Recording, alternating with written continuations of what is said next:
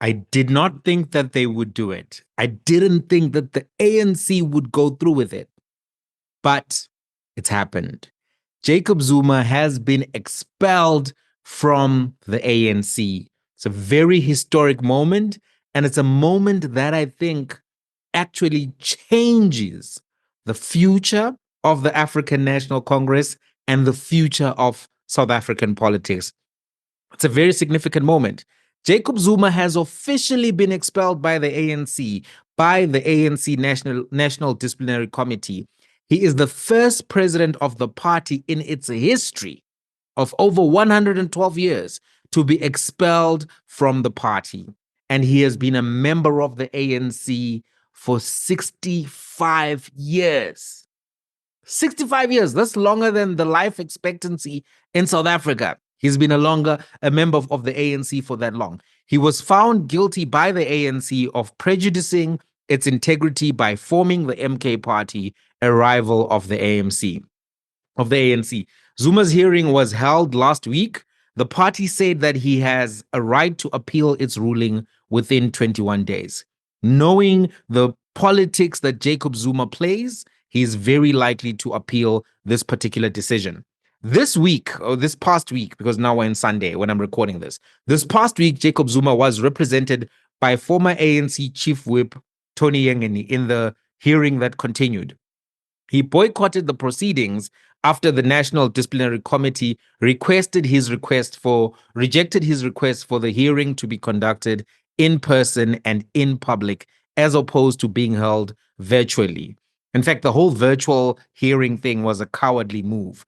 Previously, the hearing was adjourned for Tony Yengeni to consult with Zuma on the ruling that they would proceed virtually.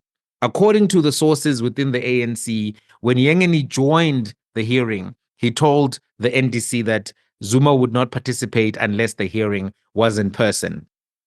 Some comments on this: should the hearing actually have been in person, in public, and transparent? I think it should have been. Number one, the identity of the ANC is being debated right now by the membership. The role and legacy of Jacob Zuma is being debated right now by the ANC membership. The decisions of the ANC in going into coalition with the Democratic Alliance, an ideological rival, an organization that said that the ANC is the biggest problem in South Africa, an organization that said that it wants to break down the ANC and identifies the ANC and its ideological policies as wrong, is something that is being debated by the membership. The party has lost millions of supporters in the last two elections. 2017, it dropped from the 60s to 57. 2019, it dropped to 57. Then it now dropped further to 40%. This is being debated by members. It is being discussed at the street level. And when you think, in addition, about the stature of Jacob Zuma, all of this puts into context that the membership of the ANC would have liked to hear him defend himself and the decisions that he made insofar as they pertain to the current moment of the ANC, the current dispensation of the ANC, the current decisions that have been taken by the ANC. It is indeed something that was done in a cowardly fashion to have this hearing virtually, to not want to have Jacob Zuma go to Lutuli House, speak for himself, make his remarks and make his defense to the ANC leadership, to the disciplinary committee, and the general ANC. That is something that I think was a legitimate request. Obviously, there would have been various risks which would have needed to be controlled for, because MK would have brought its membership. There would have been a confrontational environment outside there. But the soul of the ANC is being debated right now. The identity of the ANC is being debated right now. And part of this debate involves Jacob Zuma. You cannot remove him from the debate around the state of the ANC. I'm going to go to the first question that I want to consider for today. What are the long-term implications for the ANC from this expulsion of Jacob Zuma? Was it a good move or was it a bad move? Firstly, I want to say the ANC needs a clean break from Jacob Zuma if they are unwilling to mend the relationship. And it seems as if Fikile Mbalula, Cyril Ramaphosa, that particular group of ANC leaders is unwilling to mend the relationship. This clean break will come with the cost. Jacob Zuma is a very popular and well-beloved leader in the grassroots of the ANC. He is even more popular than President Ramaphosa. When it comes to who the people view as a man of the people, Jacob Zuma has that credibility more than President Ramaphosa. They love him. That's why those grannies, even though they were wearing ANC t-shirts, went to vote for the ANC guy Zuma. And that's what they were saying. You know, one of the viral memes about the grandmothers from what 93. I think I'll play that actually. Zuma is somebody who remains very popular. Uzuma. Uzuma. Yeah, all right. Uzuma keep there, kick club. Yeah. Oh, uzuma bathi banamanga labantu bama-ANC ngoba usebenzile khona wabona ukuthi imali idliwa kanjani baze baphophisa yena yabona manje ngoba uyabazi ukuthi bazigebengu bonke manje uthi uzivulele sekubuhlungu naye ethi uzuma uyaphuma nombheki uphumile nombheki uthi uyaphuma kuma-ANC manje kubuhlungu kolamaphosa nalaba bantu yabona baphuma nje bazohlakazana izinto ade bezenza ya hayi mara umsholozi hayi usithethelele mina umsholozi ngizompotela ya ngibotele ngibotela umsholozi wonke umuntu azisho njalo. The ANC was able to reabsorb some COPE supporters because they did not purge Thabo Mbeki for being involved in one way or another from the launch of COPE, Congress of the People. In expelling Zuma, in closing all of the pathways for remedy of the relationship, what the ANC is basically committing to is that it's going to be a 15 to 20% party in KwaZulu-Natal, and therefore it is committing to being a 35 to 40% party, or even less in the future of South African politics. This is what makes this expulsion ultimately a bad move for the ANC. Last year, in December, when Jacob Zuma launched this particular party, I made a video and I said that there were a lot of mistakes that were made in the Ramaphosa faction and camp in how they deal with the Jacob Zuma factor respectfully and effectively. What they did, I don't think was prudent. A series of mistakes were made that ultimately cost the ANC votes, seats in parliament, and put them in a position where they have to govern in coalition. These things could have been avoided. But because the Ramaphosa faction made particular decisions, those decisions, I think, are going to continue to hurt the particular party. The persecution of Zuma, the blaming of Zuma for lost 9 years, etc., etc. You know, the narrative was that the state capture years were the lost years, the bad years, the lean years for South Africa, when in fact the Ramaphosa years have been worse for South Africa than the Zuma years. But the narrative that was sought was that now there is this knight in shining armor, this knight on a buffalo who's going to save the ANC, renew the ANC, and take it to greater heights because of the corruption, etc., etc. President Ramaphosa was vice president under Zuma. He was in the ESCOM war room for most of the Zuma years. So many of the problems that he now tried to distance himself from, he was implicated in as well. And the idea that the Zuma was the corruptor and other members of the ANC were clean were not actually corroborated by what we saw during the pandemic. Other people were involved in COVID looting. Kusela Diko and her husband were implicated in a 120 million rand scandal. The money that was found on the farm indicated that there were questions that needed to be posed to President Ramaphosa himself, which is not answered for. So by taking one person and trying to make them the poster child for all of the problems, that does come across to members of the organization as a persecution of an individual. That attempt to make Zuma the poster child to say, we're going to nail you for arms deal, in which many other people were involved, and many other scandals where more people than one person. Zuma was not necessarily the only person involved in those things. That attempt is something that I think was not a strategic move from President Ramaphosa, and one that has cost the ANC. It's not just something I'm saying theoretically. The numbers are showing that. The ANC is now living in a period where in 2029, they will really have to think about how they hand over power. This 2024 election thing, where they said, no, we're handing over power, this and this, a lot of that was performative because they're not handing over any power. President Ramaphosa still had the power. They kept out MK Party from governing KwaZulu-Natal province. The real test of transition of power is going to be in 2029. And that's going to be something that is likely to happen as a result of the decisions that have been made by the ANC. This particular decision locks that in. What are the long-term implications for Jacob Zuma and his legacy? Jacob Zuma will go down in history as a notable ANC leader. You cannot erase his role and contribution to the ANC. You know, I saw during the elections, they had an ANC event where they were showing the past presidents and they took Zuma down. They didn't put his face up there. That was just irrational. It looked petty. And to be quite honest, you can't erase his contribution to the ANC. Whether or not he's going to be a member going forward, whether or not he appeals, that's irrelevant. His contribution to the ANC is incontrovertible. Right? He's also going to go down as a political maverick and a chess master. Jacob Zuma and the decisions that he has made in various periods of time, but if we focus on just recently, the series of events that led to the presence of Mkhonto weSizwe in parliament was a masterclass.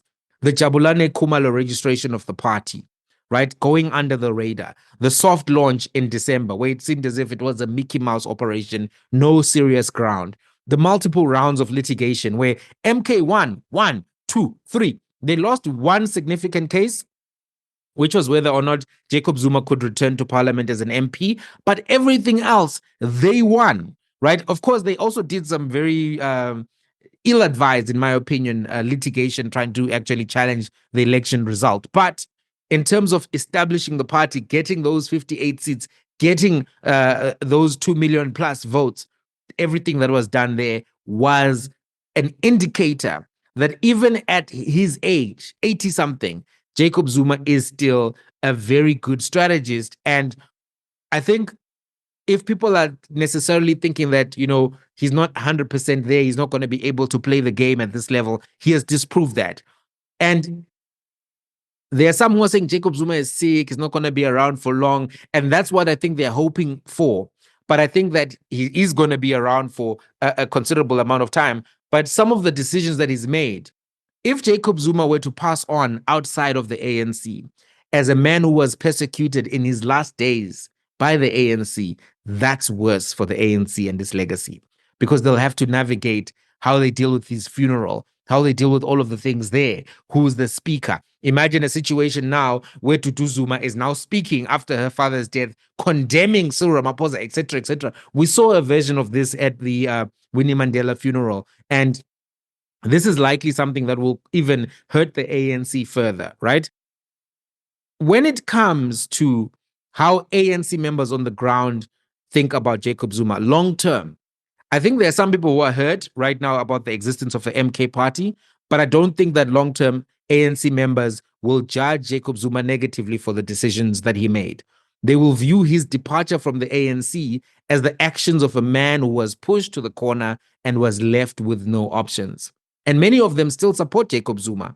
Jacob Zuma still has a lot of support. So pushing him totally out is something that I think could totally hurt the ANC in a way that they don't anticipate. What are the long-term implications for South African politics?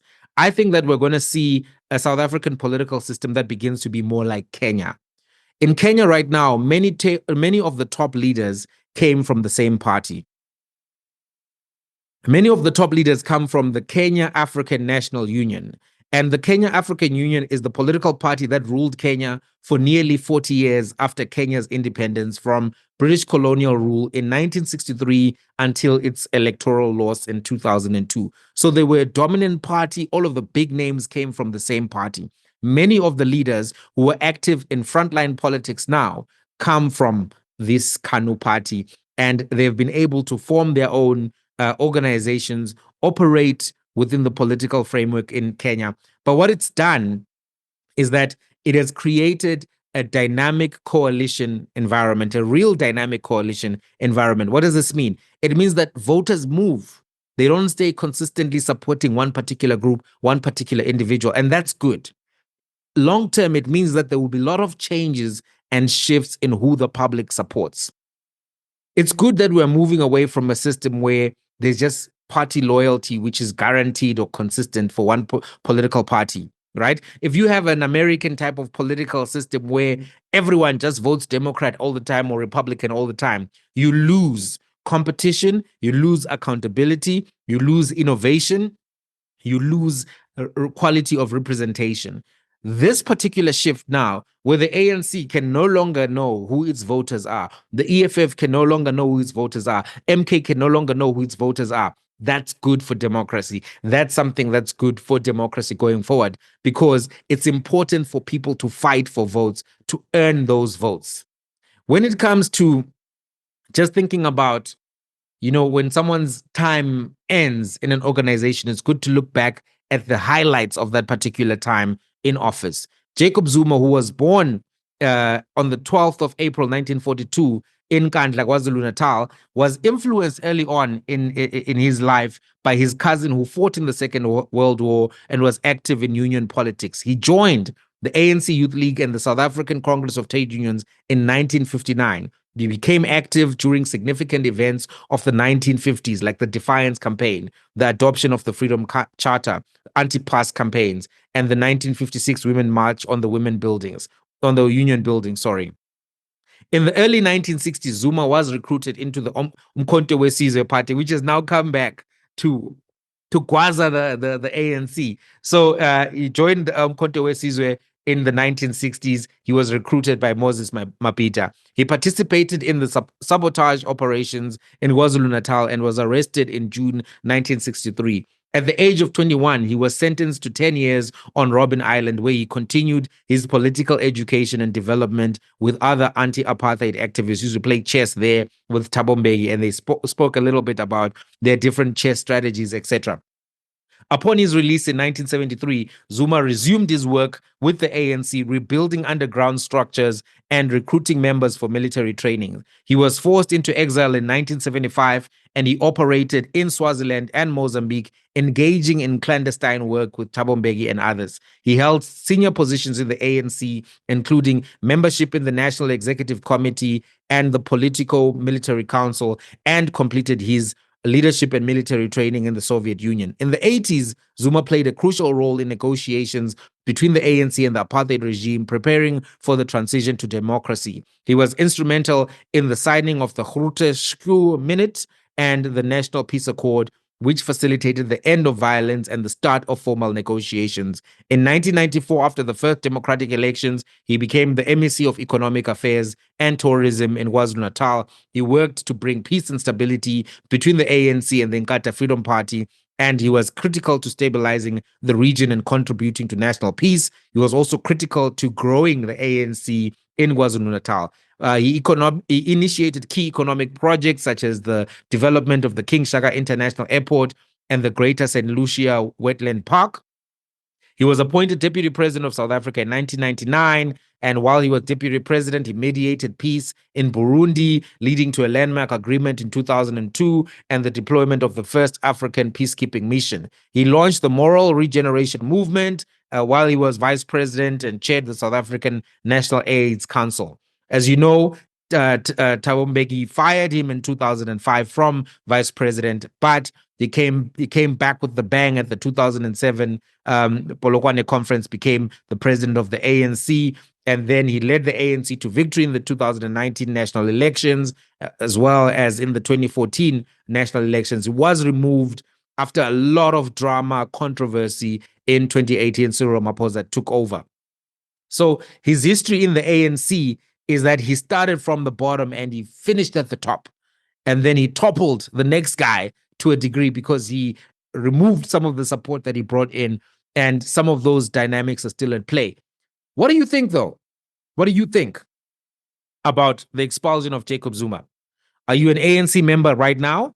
Do you think that this helps or hurts the ANC long term? Do you think that the MK party is going to be umlilo wamaphepha or a fire full of papers where it just burns out in the short term. I actually think that MK has done a lot of work to make sure that they have longevity and they have a lot of institutional memory there through a lot of the leaders that they've brought in. They're making sure that they can grow young leaders as well as be able to not become cope. You know, the cope is the thing that you want to avoid being. Anyway, what do you think? I'm keen to hear your views on this particular topic. Thank you so much for watching. It's been a great conversation. I'm going to meet you guys in the comments. Make sure you like, you comment, you subscribe. We're aiming for 25,000 subscribers. Really appreciate the subscriptions. Till the next one.